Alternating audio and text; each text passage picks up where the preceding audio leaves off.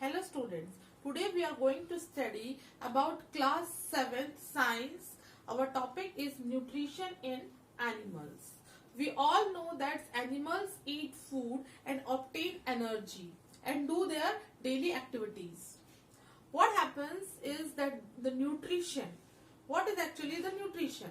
Nutrition is the mode of obtaining the food and utilizing it in our body to get energy. To study about the nutrition in animals, we will study particularly about the human beings. The digestive system of human beings we are going to study. In this digestive system includes the alimentary canal and the digestive glands, which we have drawn here. So alimentary canal has the various parts such as mouth, esophagus, stomach, small intestine, large intestine and anus, and it also includes the liver, gallbladder and pancreas, which are used to secrete the these are the glands which are used to secrete the digestive juices which help in digestion. This all compiles for the digestive system. So, to study about the digestive system, I have drawn this structure for you. It is drawn like this. You have to draw this diagram in your notebook also. In this, here starts with the mouth. This mouth is also called the buccal cavity. The buccal cavity includes the teeth, tongue and salivary glands. This all helps in the digestion right from the mouth. What happens as soon as the food is taken into the mouth and it is chewed by the teeth and mixed by the saliva with the help of the tongue, the digestion starts right from this position, and this process of taking the food is also called the ingestion. It is a scientific term. So the digestion starts right from the mouth itself. Okay. Now what happens? The salivary gland, when mixed in the food, it is converted. It mixes in the food with the help of the teeth and the tongue, and enzymes are mixed with the food that help in the digestion of the sugar and carbohydrate, and its digestion occurs right from the mouth. Now this slightly digested food goes into the stomach with the help of this esophagus. Esophagus is also called the food pipe, which carries the food from mouth to the stomach. The method of carrying this food is very special. This method is called peristalsis. What happens in peristalsis? This lining of the esophagus contracts and relaxes, and a wave-like structure is formed. In this way, food enters into the stomach.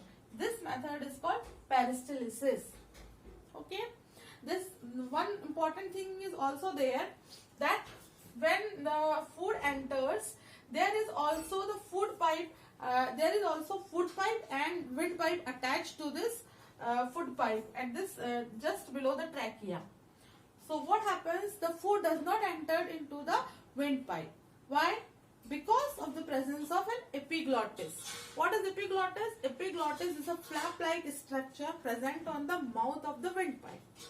What happens when the food enters into the food pipe? The epiglottis closed, and it stops the opening of the windpipe and does not allow the food to enter into the windpipe.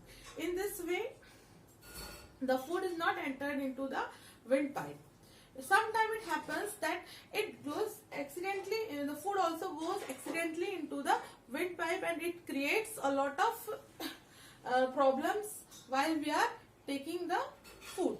So this type of problems occurs sometime or rarely. This can also happen with you also. So you should avoid talking or doing anything else while eating food, so that the food can go safely into the stomach. When this food goes into the stomach has the lining, inner lining. The inner lining of the stomach is secreted the mucus, hydrochloric acid and digestive juices. This stomach is a J-shaped bag-like structure, and this is the portion where the digestion starts. And during the digestion of the protein takes place with the help of the digestive juices secreted by the inner lining of the stomach. The mucus protects the inner lining of the stomach from the hydrochloric acid. What is hydrochloric acid? Hydrochloric acid is a kind of acid which is secreted in the stomach, and it is used to kill the microorganism or bacteria which enters into with our food. So it is very helpful for us, and after this process, this food enters into this small intestine.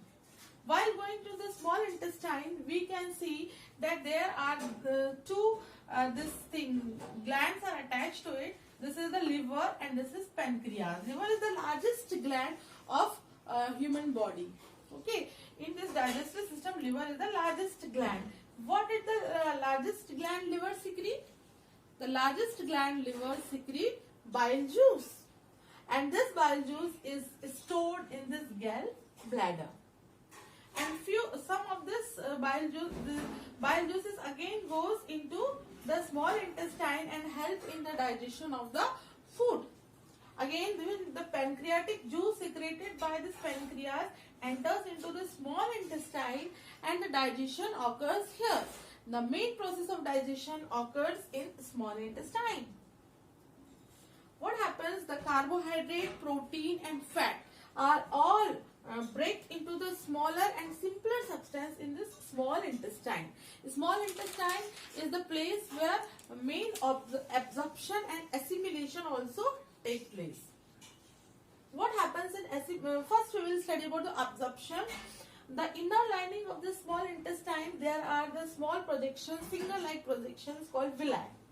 Villi increase the surface area of the small intestine, and as the more surface area is increased, the food is absorbed into the blood, and with the help of the blood vessels, this absorbed food is carried to the organ where it is needed and which is used to obtain the energy from that digested food. This process of obtaining energy from the digested food is called assimilation. Okay, so this assimilation also takes place at this stage while the food is in the small intestine. Again, after the absorption of the food, the remaining undigested food is transferred into the large intestine. Large intestine is smaller than small intestine. The size of the small intestine is, what happens, 7.5 meters. We all know that 7.5 meters is the length of the small intestine, but the length of this large intestine is 1.5 meter. This shows that small intestine is much shorter than the small intestine, but it is more wide and it is used to store the undigested food. What happens in this large intestine? The more water which is present in the food is absorbed, and remaining digestive things which are present in the food are absorbed in the large intestine, and it is again transferred into the last part of the large intestine, that is rectum. In the rectum, what happens? The food is stored for some time. This is actually the waste. Now it is ready to thrown out of the body with the help of this anus, and this feces are thrown out of the body with the help of the anus, and this process of throwing of the body is called egestion. Okay, so we have already studied about the digestive system of human beings, which include the ingestion, digestion, absorption, assimilation, and then egestion in the stepwise step. Hope you have understand, and now I will give you some notes and exercise in next videos. Thank you.